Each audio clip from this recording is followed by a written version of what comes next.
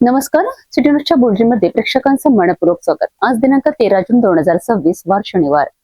बातमीची सुरुवात करूया सुविचार मालेने. विचार हे भांडवल, उद्योग हे मार्ग, तर कठीण परिश्रम हे उत्तर आहे. आजचा सुविचार आपण बघितला. आता बघूया बातमीपत्रातील ठळक बातम्या.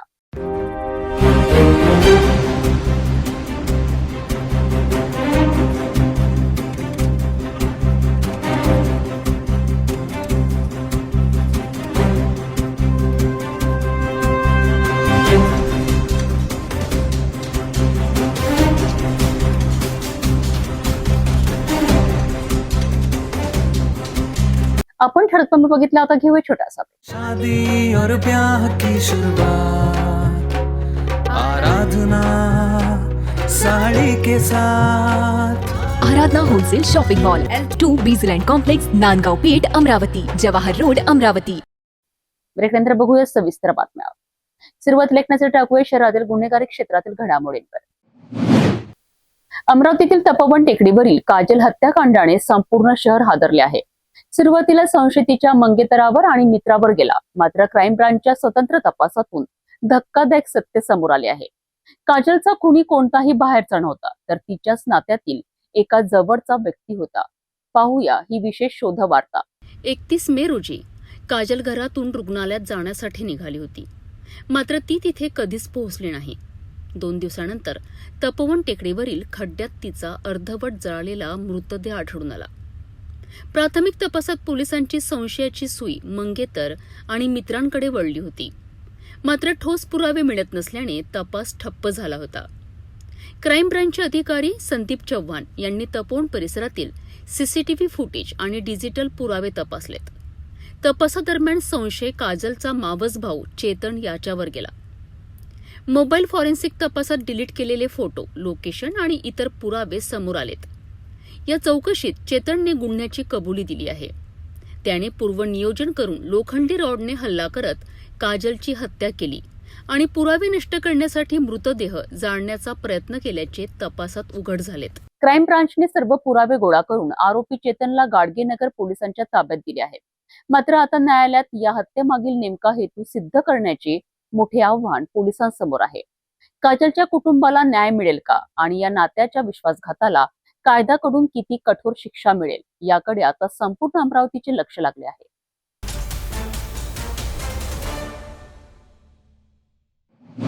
अमरावती शहरातील स्वच्छतेची जबाबदारी खासगी कंत्राटदारांकडे सोपवल्यानंतरही शहराची स्वच्छता व्यवस्था पूर्णपणे कोलमडल्याचे चित्र समोर येत आहे. मुंबईच्या कोणार्क इन्फ्रास्ट्रक्चर कंपनी विरोधात पुन्हा एकदा सफाई कर्मचाऱ्यांनी काम बंद आंदोलन छेडले आहे. वेळेवर पगार नाही, EPF आणि ESIC ची माहिती उपलब्ध नाही, अशा गंभीर आरोपांमुळे प्रभाग क्रमांक 7 मधील कामगार रस्त्यावर उतरले आहेत. त्यामुळे शहरातील स्वच्छतेचा प्रश्न पुन्हा ऐरणीवर आला आहे.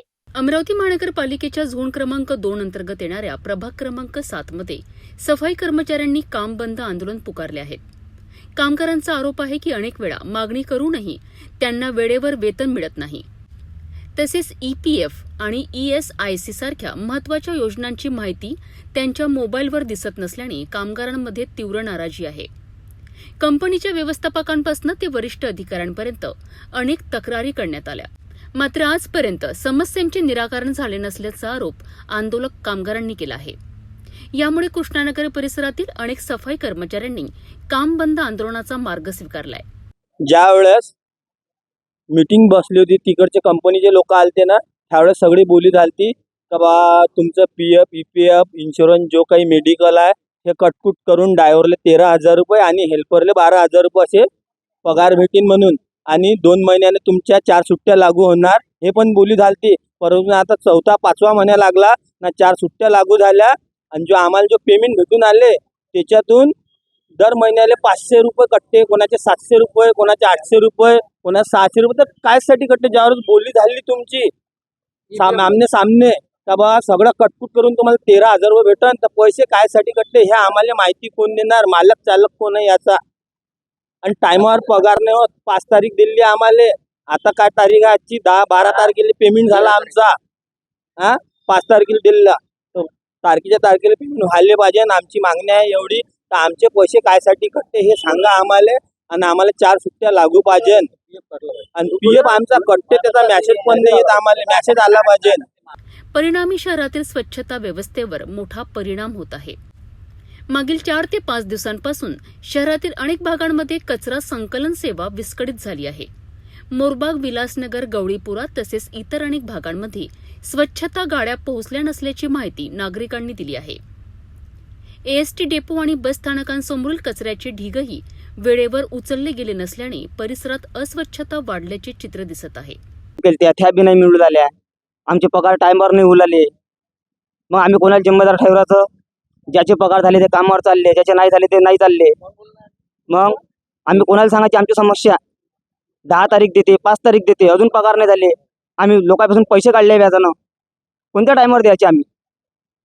याची एक लिमिट असते, त्या लिमिटच्या हिसाबाने आम्हाला पगार द्या. घर बाळ आहे आमच्या मागं, लेकरं बायको आहे, आम्ही कोणाला सांगायचं या गोष्टी? एका बाजूला काही कर्मचारी काम करीत असताना दुसऱ्या बाजूला अनेक ठिकाणी काम पूर्णपणे ठप्प असल्याने नागरिकांना त्रास सहन करावा लागतो आहे. विशेष म्हणजे शहरातील स्वच्छतेचा प्रश्न गंभीर बनत असताना महानगरपालिकेचे अधिकारी, प्रशासन आणि लोकप्रतिनिधी यांच्याकडून अपेक्षित लक्ष दिले जात नसल्याची टीका नागरिकांकडून केली जात आहे.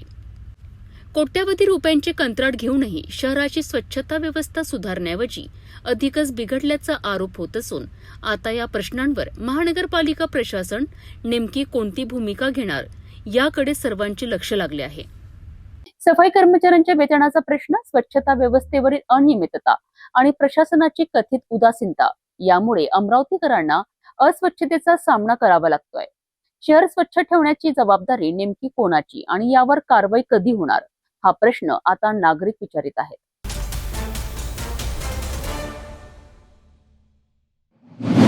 अमरावती शहरात गेल्या 3 दिवसांपासून अतिक्रमणधारकांविरोधात मनपाचा बुलडोजर धडकताना दिसत आहे.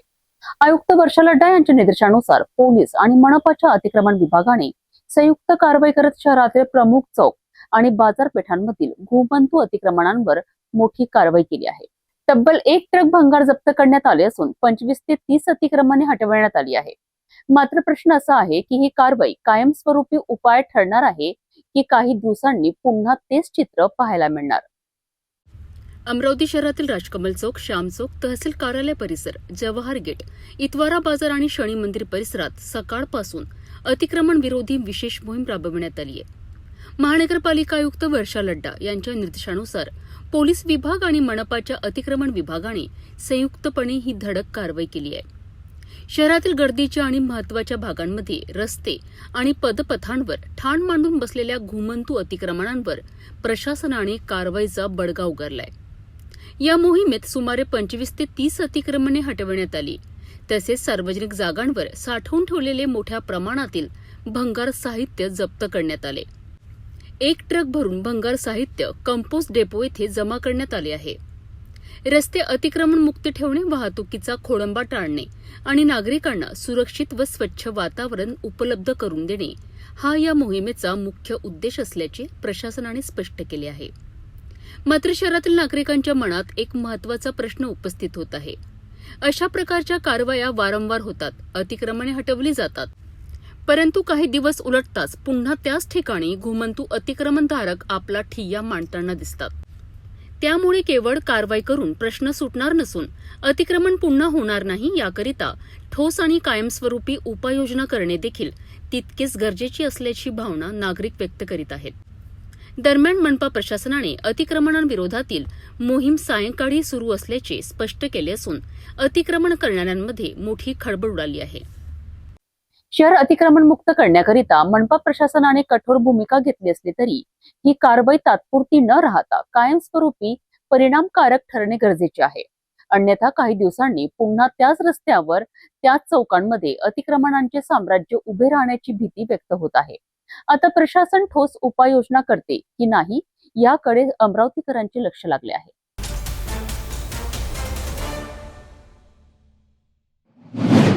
जागतिक बाल कामगार विरोधी दिनानिमित्त अमरावतीत बाल कामगार प्रतिविरोधात जनजागृतीचा जोरदार संदेश देण्यात आला. राजकमल चौकात स्वाक्षरी अभियान राबवत नागरिकांना बाल कामगार मुक्त समाजाच्या निर्मितीकरिता पुढे येण्याचे आवाहन करण्यात आले.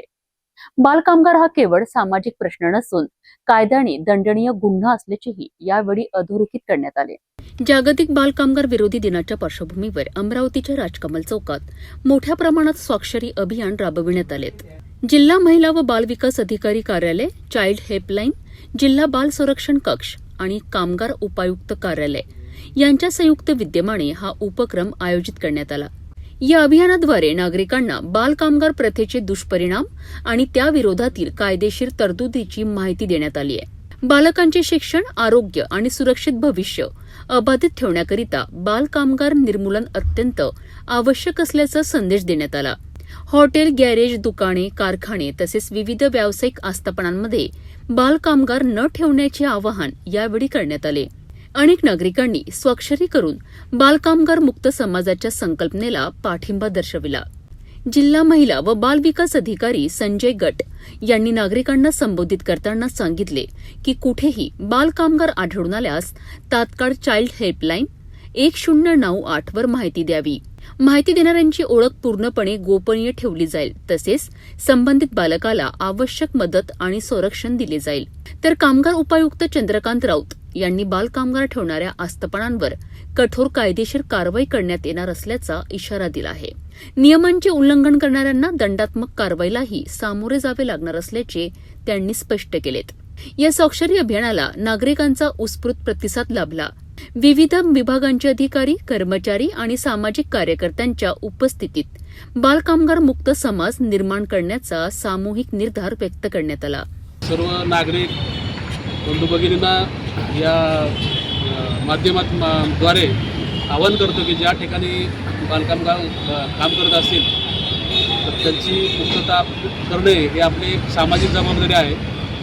त्या उद्देशाने आपण जरी समजा त्याबाबतची माहिती गोपनीयरित्या कामगार विभागाला माननीय जिल्हाधिकारी कार्यालयामध्ये किंवा महिला बालकल्याण कार्यालयामध्ये जर दिली तर त्याच्यावरती जरूर आम्ही नियमानुसार कारवाई करू आणि त्या बालकाला पुढील आयुष्य चांगल्या प्रकारे यशस्वी जगण्यासाठी एक आपण चांगलं एक कार्य करू असं आवाहन करून. बालपण हे शिक्षण, संस्कार आणि स्वप्न पूर्ण करण्याचे वय असते. मात्र बालकामगार प्रथा त्या स्वप्नांवर घाला घालते. त्यामुळे बालकामगार मुक्त समाज निर्माण करण्याकरिता प्रशासनासोबत प्रत्येक नागरिकाने पुढाकार घेणे ही काळाची गरज आहे.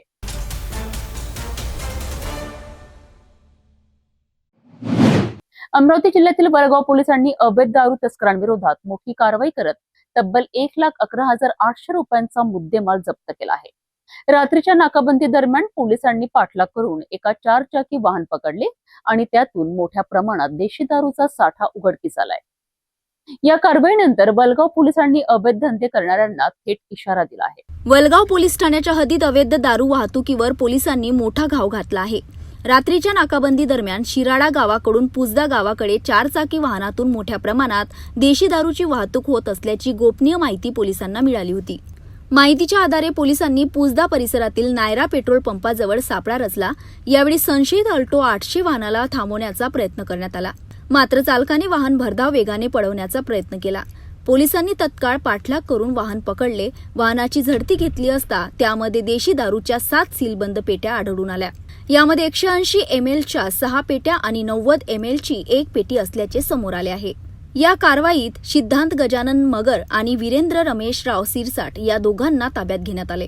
तर या अवैध व्यवसायाशी संबंधित अतुल रामकृष्ण हरडे हा संशयित आरोपी फरार असून त्याचा शोध सुरू आहे. पोलिसांनी दारूचा साठा आणि वाहतुकीसाठी वापरण्यात आलेली अल्टो कार असा एकूण 1,11,800 रुपयांचा मुद्देमाल जप्त केला आहे. दरम्यान पोलीस निरीक्षक रीता उईके यांनी अवैध धंदे करणाऱ्यांना स्पष्ट इशारा देत वलगाव पोलीस ठाण्याच्या हद्दीत कोणतेही बेकायदेशीर व्यवसाय खपवून घेतले जाणार नसल्याचे सांगितले आहे. वलगाव पोलिसांच्या या धडक कारवाईमुळे अवैध दारू तस्करांमध्ये खळबळ उडाली आहे. फरार आरोपींचा शोध सुरू असून आगामी काळात अशाच प्रकारच्या कारवाया आणखी तीव्र करण्यात येणार असल्याचे संकेत पोलिसांनी दिले आहे.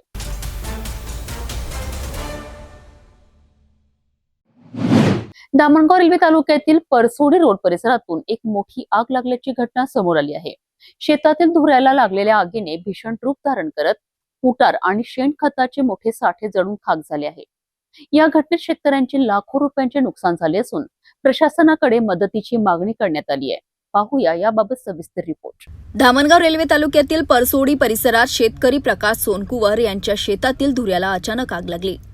जोरदार वाऱ्यामुळे ही आग काही क्षणातच वेगाने पसरली आणि शेजारील शेतकरी दुर्गाबक्ष सिंह ठाकूर यांच्या गोठ्याजवळ पोहोचली. आगीचे रौद्र रूप धारण करत गोठ्याजवळ साठवून ठेवलेले तुरी आणि जनावरांचे कुटार तसेच मोठ्या प्रमाणातील शेणखताला विळखा घातला.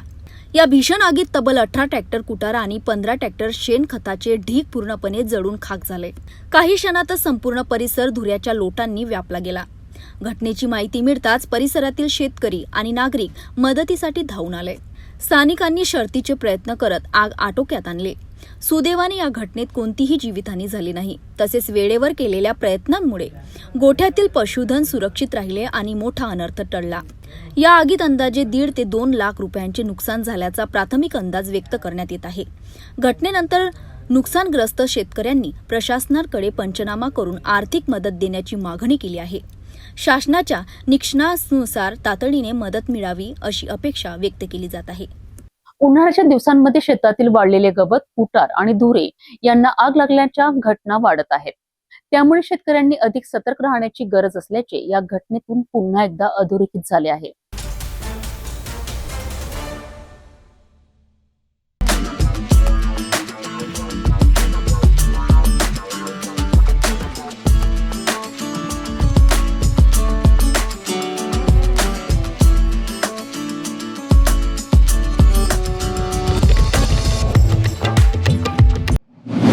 नागपुरातील यशोधरानगर परिसरातून एक धक्कादायक अपघाताची घटना समोर आली आहे. भरधाव कारच्या धडकेत एका 20 वर्षीय तरुणाचा दुर्दैवी मृत्यू झाला असून त्याचे वडील गंभीर जखमी झाले आहेत. लग्न समारंभाहून परतत असताना हा भीषण अपघात घडल्याची माहिती समोर आली आहे. यशोधरानगर पोलीस ठाण्याच्या हद्दीत 12 जून रोजी रात्री 10:30 वाजताच्या सुमारास हा अपघात घडलाय. फिर्यादी पिंटू बारापात्रे यांचा मुलगा निलेश बारापात्रे आपल्या मित्राच्या मोटरसायकलवर मागे बसून घरी परतत होता. यावेळी यशोधरानगर परिसरातील एका लग्न समारंभाच्या ठिकाणाजवळून जात असताना भरधाव वेगाने येणाऱ्या काळ्या रंगाच्या कारने अचानक डावीकडे वळण घेत मोटरसायकलला जोरदार धडक दिली. धडक इतकी भीषण होती की मोटरसायकलवरील दोघेही रस्त्यावर फेकले गेले आणि गंभीर जखमी झाले. घटनास्थळी उपस्थित नागरिकांनी तत्काळ दोघांनाही उपचारासाठी आशा हॉस्पिटल येथे दाखल केले. मात्र डॉक्टरांनी तपासणीनंतर निलेश बारापात्रे याला उपचारापूर्वीच मृत घोषित केले. तर त्याचे वडील पिंटू बारापात्रे यांच्यावर सध्या उपचार सुरू आहेत. या प्रकरणी फिर्यादीच्या तक्रारीवरून यशोधरानगर पोलिसांनी कार चालकाविरुद्ध निष्काळजीपणे आणि धोकादायक पद्धतीने वाहन चालविणाऱ्या प्रकरणी गुन्हा दाखल केला आहे. पोलिसांकडून अपघाताच्या नेमक्या कारणांचा तपास सुरू असून संबंधित वाहन चालकावर पुढील कायदेशीर कारवाई करण्यात येत आहे. वेग आणि निष्काळजीपणा किती घातक ठरू शकतो याचे हे आणखी एक दुर्दैवी उदाहरण आहे. एका कुटुंबाचा तरुण मुलगा या अपघातात कायमचा हिरावला गेला आहे.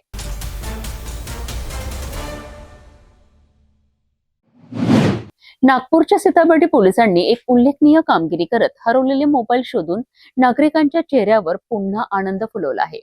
विशेष मोहिमेअंतर्गत पोलिसांनी तब्बल 55 मोबाईल फोन शोधून त्यांच्या मूळ मालकांना परत केले आहेत. या कारवाईमुळे नागरिकांकडून पोलिसांचे कौतुक होत आहे. नागपूर शहरातील सीताबर्डी पोलीस ठाण्याच्या हद्दीत गेल्या काही महिन्यात मोबाईल हरवल्याच्या अनेक तक्रारी दाखल झाल्या होत्या. या तक्रारींची गंभीर दखल घेत सीताबर्डी पोलिसांनी विशेष मोहीम राबवली. तांत्रिक विश्लेषण, मोबाईल IMEI क्रमांक आणि आधुनिक तपास पद्धतीच्या सहाय्याने पोलिसांनी हरवलेले मोबाईल शोधण्यास सुरुवात केली. सखोल तपासानंतर पोलिसांना मोठे यश मिळाले आणि तब्बल 55 मोबाईल फोन हस्तगत करण्यात आले. या मोबाईलची अंदाजे किंमत सुमारे 1,50,000 रुपये असल्याची माहिती पोलिसांनी दिली आहे. तपास पूर्ण झाल्यानंतर हे सर्व मोबाईल त्यांच्या मूळ मालकांना सुरक्षितपणे परत करण्यात आले. आपले महागडे मोबाईल परत मिळालेल्या नागरिकांनी पोलिसांचे मनापासून आभार मानले. ही यशस्वी कारवाई नागपूर शहर पोलीस आयुक्तालयातील वरिष्ठ अधिकाऱ्यांच्या मार्गदर्शनाखाली सीताबर्डी पोलीस ठाण्याच्या पथकाने केली. तांत्रिक कौशल्य, सातत्यपूर्ण पाठपुरावा आणि प्रभावी तपास यामुळे ही मोहीम यशस्वी ठरल्याचे पोलिसांनी सांगितले. सर्वसामान्य नागरिकांचे मिसिंग झालेले मोबाईल शोधण्यासाठी पोलीस स्टेशन सीताबर्डीकडील पोलिसांनी राबवण्यात आलेल्या विशेष मोहिमेदरम्यान सदर मोबाईलचे तांत्रिक विश्लेषणाच्या आधारे त्याचा माग काढून व त्यांचा शोध घेऊन वेगवेगळ्या कंपनीचे 55 मोबाईल फोन हे आपण रिकव्हर केलेले आहेत आणि त्या मुद्देमालाची एकूण किंमत आहे 9,50,000 रुपये. एवढी ते सर्व मोबाईलची किंमत आहे. यामध्ये जे आमचे तपास पथक आणि वाहन चोरी पथक आहे यांनी अत्यंत कौशल्याने त्यामध्ये तांत्रिक विश्लेषण करून सदरचे मोबाईल जे हस्तगत केलेले आहे. नागरिकांचा विश्वास जिंकत जनहितासाठी काम करणाऱ्या पोलिसांच्या या कारवाईचे सर्व स्तरातून स्वागत होत आहे. हरवलेला मोबाईल परत मिळू शकतो याचा विश्वास या मोहिमेमुळे नागरिकांमध्ये निर्माण झाला आहे.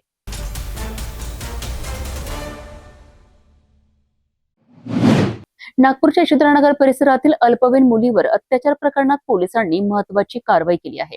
आरोपीला अटक करण्यात आली असून न्यायालयाने त्याला पोलीस कोठडी सुनावली आहे. या प्रकरणातील तपास आता अधिक वेगाने सुरू असून अनेक महत्त्वाचे पुरावे गोळा करण्याचे काम सुरू आहे. यशोधरानगर पोलीस ठाण्यात दाखल असलेल्या अल्पवयीन मुलीवर अत्याचार प्रकरणात पोलिसांनी आरोपीला ताब्यात घेतले आहे. मिळालेल्या माहितीनुसार पीडितेच्या कुटुंबियांनी दिलेल्या तक्रारीनंतर संबंधित आरोपी विरुद्ध भारतीय न्याय संहितेअंतर्गत गुन्हा दाखल करण्यात आला होता. तपासादरम्यान पोलिसांनी आरोपीला अटक करून न्यायालयात हजर केले. सुरुवातीच्या सुनावणी दरम्यान तपासासाठी आरोपीची चौकशी आवश्यक असल्याचे पोलिसांनी न्यायालयाच्या निदर्शनास आणून दिले. या प्रकरणात मोबाईलसह इतर इलेक्ट्रॉनिक आणि तांत्रिक पुरावे गोळा करणे, घटना क्रमांकाची पडताळणी करणे आणि विविध बाबींची चौकशी करणे आवश्यक असल्याचे पोलिसांनी सांगितले. बचाव पक्षाकडून विविध मुद्दे मांडण्यात आले, मात्र उपलब्ध कागदपत्रे, तपासाची गरज आणि गुन्ह्याचे गांभीर्य लक्षात घेऊन न्यायालयाने पोलिसांचा व्यक्तिवाद ग्राह्य धरला. यानंतर न्यायालयाने आरोपीला निश्चित कालावधीसाठी पोलीस कोठडी सुनावली असून यशोधरानगर पोलिसांकडून या प्रकरणाचा सखोल तपास सुरू आहे. पोलिसांकडून पुढील पुरावे गोळा करण्याचे काम सुरू असून तपास पूर्ण झाल्यानंतर अधिक माहिती समोर येण्याची शक्यता आहे. तक्रारदार यांनी दिनांक 11 रोजी तक्रार दिली की त्यांची मुलगी ही फोनवर सारखं बोलत आहे. मग ती तिची नणंद यांनी सखोल तिची विश्वासात घेऊन चौकशी केली असता तिने सांगितले की काही दिवसापूर्वी त्यांच्या बाजूलाच राहणारा अल्केश उर्फ अंकित मेश्राम यांनी एक दिवस ती घरात एकटी असताना येऊन जबरदस्तीने संभोग केला आणि तेव्हापासून त्यांनी 4-5 वेळा असंच बळजबरीने येऊन संभोग केला आहे. त्याच्यानंतर तो तिकडं जाऊन तिला सारखं फोनवर बोलत असे. त्याच्यावरून त्याच दिवशी त्याची आई पोलीस स्टेशनला आली. पोलीस स्टेशनला आल्यावर आम्ही तिची तात्काळ तिला वैद्यकीय तपासणीला पाठवून तिच्या आईच्या फिर्यादीवरनं गुन्हा दाखल केला आणि यातील जो आरोपी आहे अंकेश उर्फ अंकित मेश्राम वय वर्ष 23 राहणार जरीपाटका PS हद्दीतील याला अटक केली असून आज माननीय न्यायालयात त्याला हजर करीत आहोत त्याची PCR साठी. अल्पवयीनांशी संबंधित संवेदनशील प्रकरणांमुळे गोपनीयता राखणे आणि कायदेशीर प्रक्रियेचे पालन करणे अत्यंत महत्त्वाचे असते.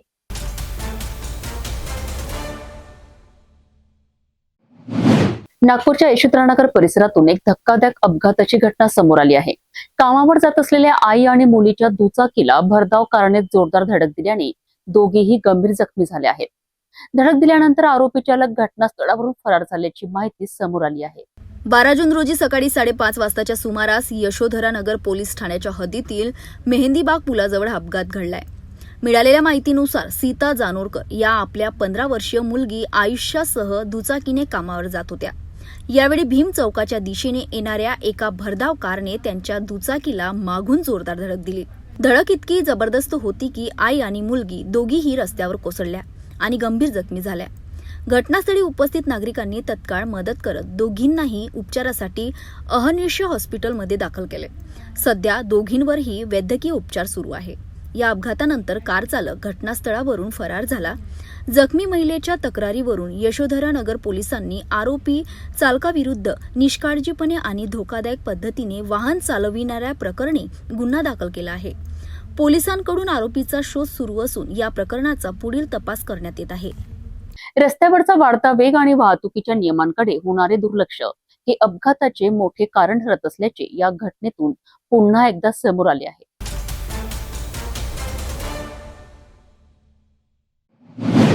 नागपूरच्या मोमीनपुरा परिसरात गोवंश कत्तलीकरिता आणलेल्या जनावरांवर पोलिसांनी मोठी कारवाई केली आहे. पोलिसांच्या छाप्यात तब्बल 29 गोवंश जनावरे जप्त करण्यात आली असून या प्रकरणातील आरोपींवर आता मोक्का अंतर्गत कारवाई करण्यात आली आहे. बकरी ईदच्या पार्श्वभूमीवर करण्यात आलेल्या या कारवाईमुळे शहरात मोठी खळबळ उडाली आहे. बकरी ईद सणाच्या पार्श्वभूमीवर मोमीनपुरा परिसरात गोवंश जनावरांची अवैध कत्तल आणि विक्री रोखण्यासाठी पोलिसांकडून विशेष गस्त सुरू होती. याच दरम्यान पोलिसांना गुप्त माहिती मिळाली की अन्सारनगर परिसरातील एका ठिकाणी गोवंश जनावरे कत्तलीसाठी जमा करण्यात आले आहेत. माहितीची खातर जमा करत पोलिसांनी पंचासह घटनास्थळी छापा टाकला. तेव्हा तेथे तब्बल 29 लहान मोठी गोवंश जनावरे अत्यंत दाटीवाटीने आणि अमानुष परिस्थितीत बांधून ठेवलेली आढळून आली. पोलिसांनी तत्काळ ही जनावरे ताब्यात घेत त्यांची सुटका केली. या प्रकरणात 4 आरोपीविरुद्ध महाराष्ट्र प्राणी संरक्षण अधिनियम आणि प्राण्यांवरील क्रूरतेस प्रतिबंध करणाऱ्या कायद्याअंतर्गत गुन्हा दाखल करण्यात आला. तपासादरम्यान आरोपींची गुन्हेगारी पार्श्वभूमी समोर आली. पोलिसांच्या माहितीनुसार संबंधित टोळीवर यापूर्वीही गोवंश कत्तल, अवैध वाहतूक आणि इतर गंभीर स्वरूपाचे गुन्हे दाखल आहेत. यामुळे या संघटित गुन्हेगारी टोळीविरुद्ध मोक्का अंतर्गत कारवाईचा प्रस्ताव वरिष्ठ अधिकाऱ्यांकडे पाठविण्यात आला होता. 12 जून 2024 रोजी या प्रस्तावाला मंजुरी मिळाल्यानंतर गुन्ह्यात महाराष्ट्र संघटित गुन्हेगारी नियंत्रण कायद्यातील विविध कलमांचा समावेश करण्यात आला आहे. या कारवाईनंतर आरोपीच्या अडचणी वाढल्या असून पोलिसांकडून आर्थिक व्यवहार, गुन्हेगारी जाळे आणि इतर संबंधित बाबींचा सखोल तपास सुरू आहे. सदर गुन्ह्यामध्ये मोक्का बसतो किंवा कसे याची आम्ही चाचपणी केली तर या गुन्ह्यामध्ये मोक्का अगदी फिट बसतो आणि यातील जे आरोपी आहे त्यांनी यापूर्वीही गुन्हे केलेले आहेत. त्यांच्या विरुद्ध माननीय न्यायालयात दोषारोपपत्र सादर करण्यात आले असून माननीय न्यायालयाने अशा गुन्ह्यांची दखल सुद्धा घेतलेली आहे. त्यामुळे आम्ही सदर गुन्ह्यामध्ये मोक्का लावण्याचा निर्णय करून मी प्रस्ताव तयार केला आणि तो प्रस्ताव माननीय नॉर्थ रिजन माननीय पोलीस उपायुक्त जो परिमंडळ क्रमांक 3 यांच्या मार्फतीने नॉर्थ रिजन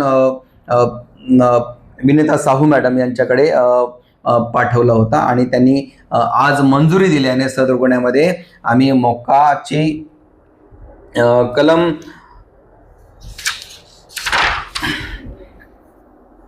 मोक्का कायद्याचे महाराष्ट्र संघटित गुन्हेगारी नियंत्रण कायदा 1999 चे कलम 3.1, 2, 3.2, 3.4 असं समाविष्ट केलेलं आहे.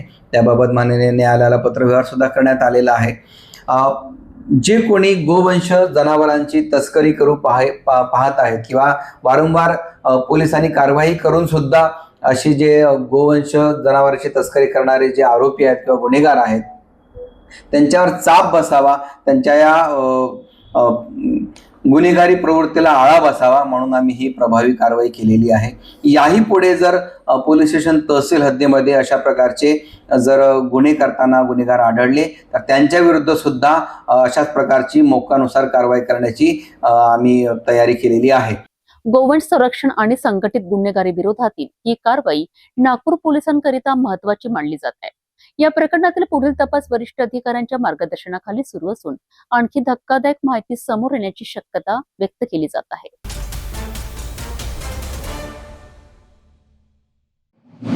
यवतमाळमध्ये आदिवासी समाजाचा संताप रस्त्यावर उतरला आहे.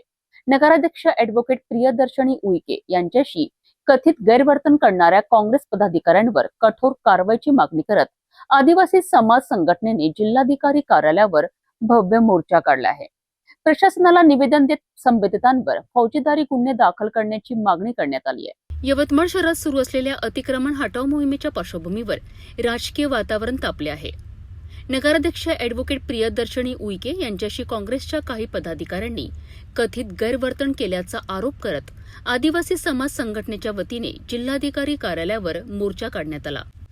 संघटनेच्या निवेदनानुसार काँग्रेस शहराध्यक्ष बबलू देशमुख, गटनेत्या वैशाली सवाई, कृष्णा पुसनाके यांच्यासह 10 ते 15 जणांनी नगराध्यक्षांच्या कार्यालयात प्रवेश करून शासकीय कामकाजात अडथळा निर्माण केलाय.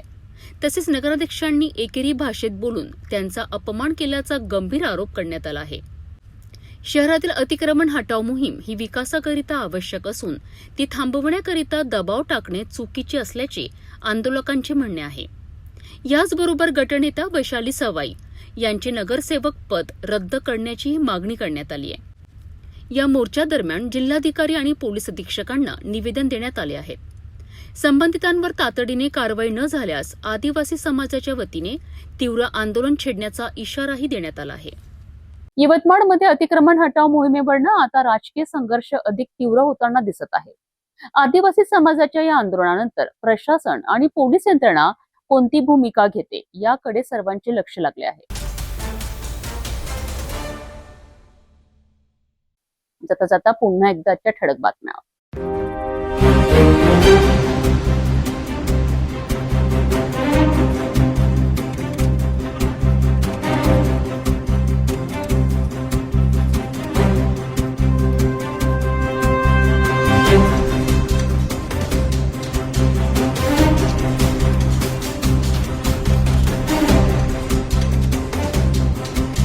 आता सिटी न्यूज चॅनल आपल्या टीव्हीवरही बघू शकता.